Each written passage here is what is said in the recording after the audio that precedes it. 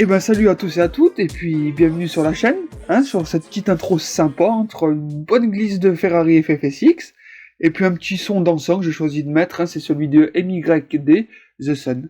Donc ça y est, on aborde, on rentre dans le vif du sujet, comme on dit. J'ai choisi de faire cette première vidéo sur les pneumatiques, parce que à mon sens, c'est vraiment les fondamentaux du métier, si j'ose dire. C'est vraiment quelque chose qui est super important, le pneumatique. C'est quelque chose qui va vraiment diriger votre voiture, tant bien en entrée qu'en sortie de virage. Donc voilà, c'est quelque chose qui est quand même assez théorique. C'est pas le plus agréable. Je vais essayer de vous mettre quand même des exemples vidéo. Voilà, donc j'essaie vraiment d'être le plus simple possible, d'aller le plus droit au but possible et de garder un langage vraiment universel, tout en étant le plus technique. N'hésitez pas à me faire vos retours, qu'ils soient même positifs ou négatifs. Moi, je prends tout, voilà. Et puis, on va commencer tout de suite avec le cercle de traction qu'on va construire ensemble. Voilà, un peu comment le pneu, à quelle force il est soumis et tout. Donc voilà, place aux explications.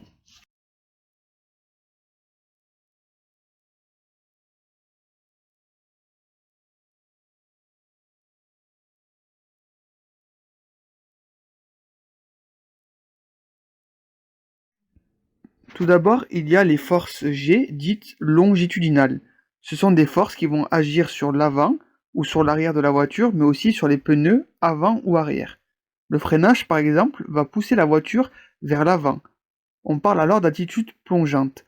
La force G va être donc transmise au pneu avant. Plus la pression de freinage est importante, plus il va avoir de la force sur les pneus avant de la voiture. Comme vous pouvez le voir sur le graphique, on représente ces forces par une ligne verticale qui part de l'avant de la voiture, puisque cette force agit sur les pneus avant. En rouge, c'est la pression appliquée sur la pédale de frein. En noir, la force appliquée sur le pneu. On peut voir que 1G est la force maximum supportée par le pneu. Plus je freine fort, plus je génère de la force G, et donc plus je ralentirai vite. Quand je freine à 90% de la pédale de frein, je génère 1G de force. Je suis au sommet de la ligne rouge et de la ligne noire. Donc j'utilise le maximum de ma pédale de frein et tout le potentiel d'adhérence des pneus avant. Au-delà des 90% de la pression sur la pédale, je demanderai à mon pneu de fournir plus d'1G de force, il ne pourra pas suivre, il se bloquera et ne fournira plus d'adhérence. Donc 0G. La deuxième force longitudinale, donc verticale, qui va s'exercer sur le pneu, c'est celle due à l'accélération. L'accélération va tirer la voiture vers l'arrière, on parle alors d'attitude cabreuse. La force G va donc être transmise au pneu arrière.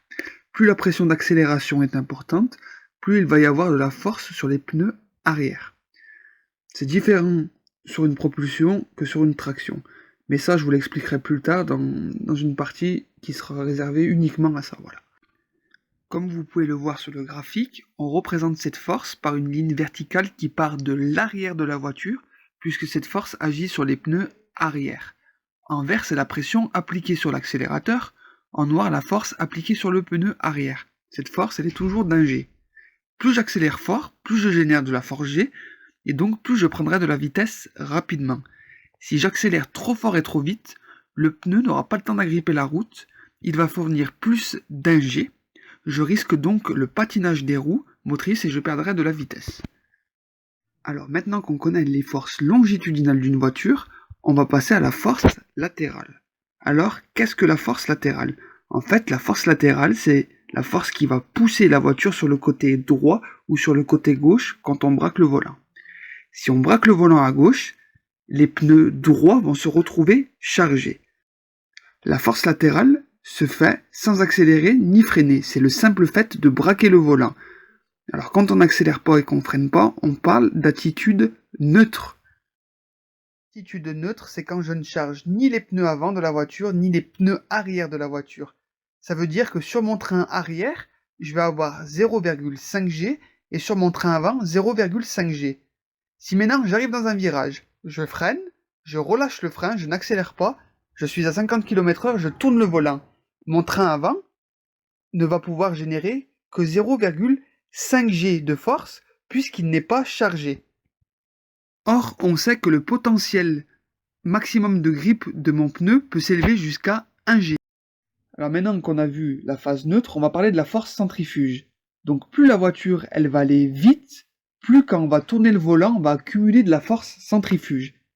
Ça veut dire que par exemple quand je suis à 50 km/h, pour être à la limite des 0,5 G, je vais pouvoir mettre un quart de volant. Donc je vais mettre un quart de volant, je vais être à 0,5 G. Maintenant si je vais à 100 km/h, et ben au lieu de mettre un quart de volant, je vais mettre 2 fois moins, c'est-à-dire un huitième de volant, et avec un huitième de volant, je serai à la limite des 0,5 G. Comme vous pouvez le voir sur le graphique, au moment où je tourne le volant, je ne freine pas et je n'accélère pas. Je peux générer, en tournant le volant, 0,5 G de force latérale au lieu des 1 G maximum supportés par le pneu. Attention à ne pas tourner le volant de façon trop vive, car si c'est le cas, je demanderai à mon train avant de générer plus des 0,5 G applicables au maximum et je ne pourrai pas tourner. Et là du coup c'est là où on a un problème parce que mon pneu, on sait qu'il peut générer au maximum 1 G de force, et quand je tourne le volant, vu que je suis en phase neutre, donc j'accélère pas, que je freine pas, mon train avant, donc mes pneus avant, ils vont pouvoir générer que 0,5 G de force. En plus de ça, quand je vais rentrer dans le virage, ma voiture elle va ralentir vu que j'accélère pas.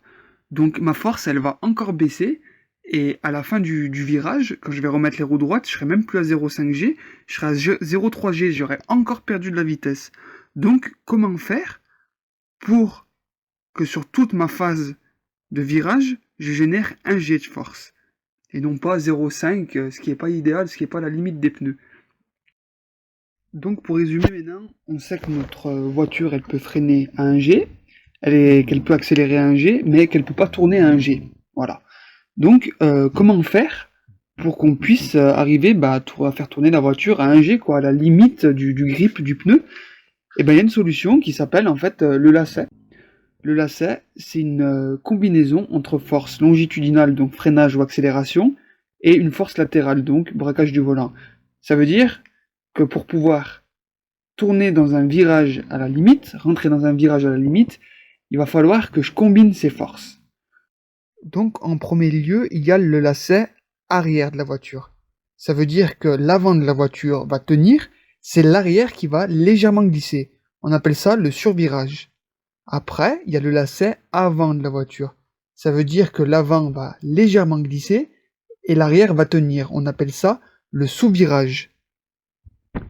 Et donc, comme vous pouvez voir sur le graphique, avec la troisième force, donc la force longitudinale plus latérale, donc la diagonale, on arrive à notre cercle de traction.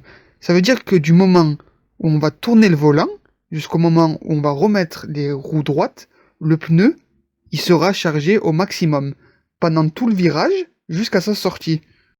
Donc pour résumer, on a la force longitudinale, celle qui sert à freiner. Ma voiture plonge vers l'avant, elle tangue vers l'avant. On a la force longitudinale qui sert à accélérer, ma voiture est tirée vers l'arrière, elle se cabre, elle tangue vers l'arrière. On a les forces latérales, le fait de tourner le volant, ma voiture se pose sur le côté droit ou sur le côté gauche. Et on a les forces, donc combiner les forces diagonales, le lacet arrière, le survirage ou le lacet avant, le sous-virage. L'intérêt de ce graphique, c'est de vous faire voir qu'en fait, pour rester à la limite du cercle de traction, il faut combiner les forces. Donc ça veut dire combiner par exemple le freinage plus le braquage de volant et combiner l'accélération plus le débraquage de volant.